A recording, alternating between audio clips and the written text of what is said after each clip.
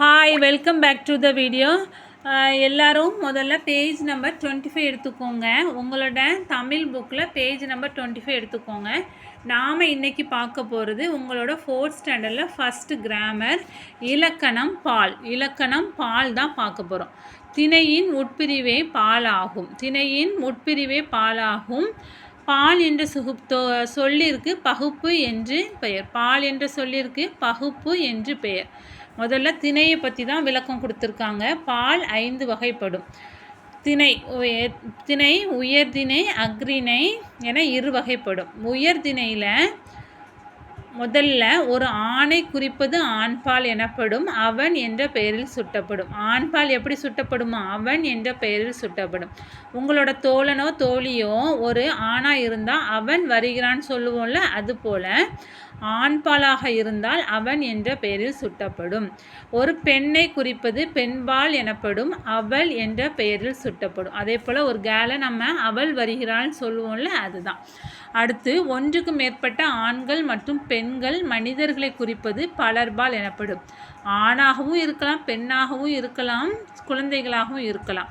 அப்படி ஒன்றுக்கு மேற்பட்டவங்க இருந்தால் அவங்கள நம்ம அவர்கள் என்ற பெயரில் சொல்லுவோம். அதை தான் அவர்கள் என்ற பெயரில் சுட்டப்படும் சொல்லியிருக்காங்க. அடுத்து அஃறிணையில் ஒன்றாக இருந்தால் அதை ஒன்றன்பால்ட்டும், அஃறிணையில் ஒன்றுக்கு மேற்பட்ட எண்ணிக்கையில் இருந்தால் அதனை பலவின்பால் என்று சொல்லுவோம். இதே ஒரே ஒரு நாயாக இருந்தால் அது என்ற பெயரில் சுட்டப்படும். ஒன்றுக்கு மேற்பட்ட விலங்குகளாக இருந்தால், அனிமல்ஸாக இருந்தால் அவை என்ற பெயரில் சுட்டப்படும். அடுத்ததான் இதுக்கான ஆக்டிவிட்டி அடுத்த பேஜில் இருக்குது, பார்க்கலாம். கீழ்காணும் சொற்களை வகைப்படுத்துக. கொஞ்சம் சொற்கள் கொடுத்துருக்காங்க. அந்த சொற்களை அது கொடுக்கப்பட்ட காலத்தில் நாம் எழுதணும். இப்போ எல்லாரும் பென் எடுத்துக்கோங்க. நான் சொல்ல மார்க் பண்ணிக்கோங்க. முதல்ல இருக்கிறது அவள். அவள்ங்கிறது என்னது? அவள்ங்கிறத நாம் பெண்பால்ங்கிற காலத்தில் எழுதிக்கலாம். அது ஷி.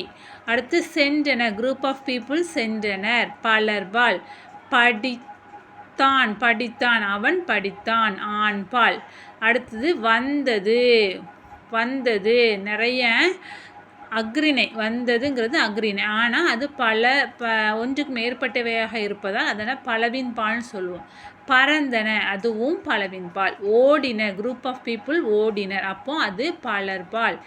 எழுதினான், அவன் எழுதினான், அது ஆண்பால். விளையாடினர், நிறையவர் சேர்ந்து விளையாடுறது தான் விளையாடினன்னு சொல்லுவோம், அது பலர்பால். குயவன், ஆண்பால். நாட்டிய மங்கைனாலே பெண், அப்போ பெண்பால்.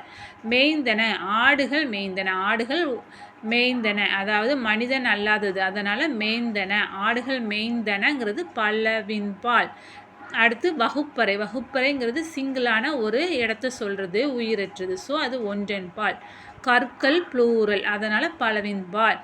ஆசிரியர் ஆணாவும் இருக்கலாம், பெண்ணாகவும் இருக்கலாம், ஸோ அது பலர்பால்.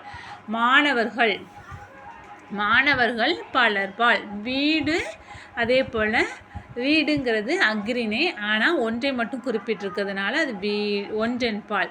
பெற்றோர் ஆணாகவும் இருக்கலாம், பெண்ணாகவும் இருக்கலாம், ஸோ பலர்பால்.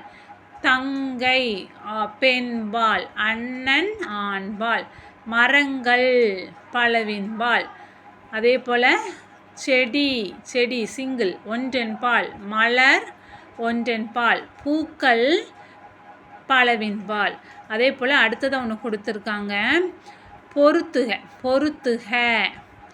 அவன் வரைந்தான், அவள் ஆடினாள், அவன் வரைந்தான், ஆப்ஷன் 3. அவள் ஆடினாள், ஆப்ஷன் 1. அவர்கள் பாடினார்கள், ஆப்ஷன் 3. அதே மாதிரி அது ஓடியது, ஆப்ஷன் 2. அதே போல் அவை பறந்தன, ஆப்ஷன் 5. இப்போ எல்லாரும் எழுதியிருப்பீங்கன்னு நம்புகிறேன். தமிழை பொறுத்த வரைக்கும் ஆனன்னைக்கு படிக்கிறது அன்னன்னைக்கு எழுதி பார்த்துடணும்.